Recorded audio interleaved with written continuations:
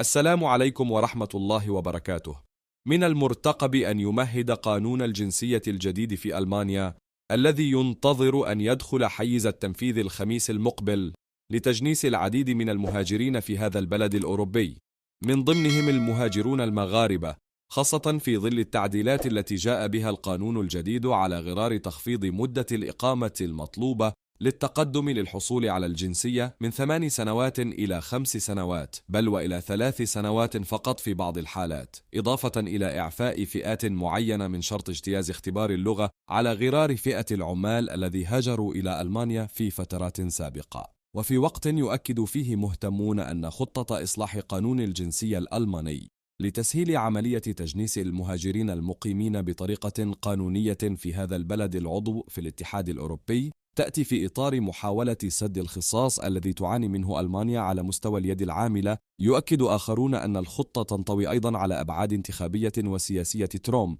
محاولة تطويق صعود اليمين المتطرف واستغلال المهاجرين كونهم كتلة انتخابية مهمة من أجل تحقيق هذا الهدف. في هذا الإطار، عبد الرحيم بوكيو، مغربي مقيم في ألمانيا وحاصل على جنسية هذا البلد الأوروبي، قال في تصريح لجريدة مغربية إلكترونية إن الحصول على الجنسية الألمانية بموجب القانون القديم كان يقتضي توفر مجموعة من الشروط، أبرزها الإقامة فوق التراب الألماني لمدة 8 سنوات إضافة إلى شرط إتقان اللغة، غير أنه بموجب القانون الجديد الذي يدخل حيز التنفيذ قريبا تم تقليص مدة الإقامة إلى 5 سنوات بل إلى 3 سنوات في بعض الحالات الخاصة على غرار التطوع في الأعمال الاجتماعية أو التفوق الدراسي أو تقديم خدمات جليلة للدولة الألمانية. وأضاف المتحدث ذاته أن العديد من المغاربة الذين يقيمون في ألمانيا منذ سنوات طويلة لم يكونوا حاملين لجنسية هذا البلد بسبب عائق اللغة،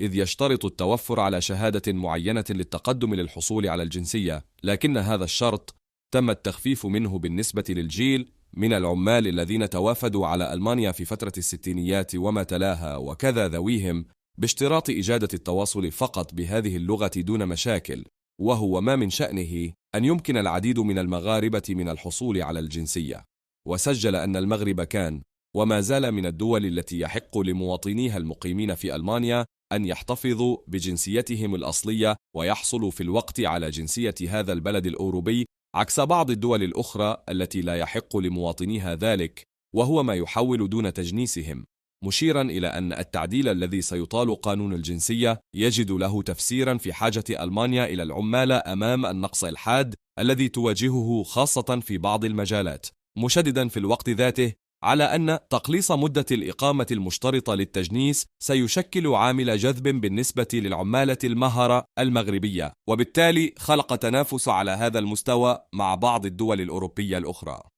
تفاعلا مع الموضوع ذاته، قال خالد مونة، باحث في قضايا الهجرة، إن إصلاح قانون التجنيس الألماني سيستفيد منه المهاجرون المغاربة القدماء، بحيث سيجري إعفاؤهم من شرط اجتياز اختبار اللغة للحصول على الجنسية، وهو الشرط الذي كان يشكل عائقا أمام تجنيسهم في الماضي كونهم لا يتقنون اللغة الألمانية خاصة على مستوى الكتابة. وأشار الباحث ذاته في تصريح لجريدة مغربية إلى أن هذا التعديل القانوني سيفتح آفاقا جديدة للمهاجرين المغاربة المقيمين في هذا البلد بطريقة قانونية، والذي يقدر عددهم بأكثر من 900 ألف شخص، بحيث سيصبح بإمكانهم بجميع الحقوق والامتيازات إسوة بالمواطنين الألمان. وحول أسباب هذا التعديل، سجل المتحدث عينه أن 14% من ساكنة ألمانيا هم من المهاجرين والأجانب، وبالتالي فإن تسهيل تجنيسهم سيسمح بإدخالهم في منظومة الانتخابات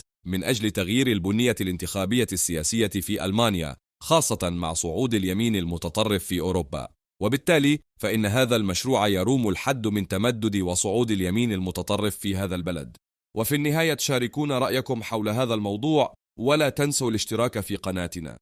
ليصلكم جديدنا. شكرا لكم.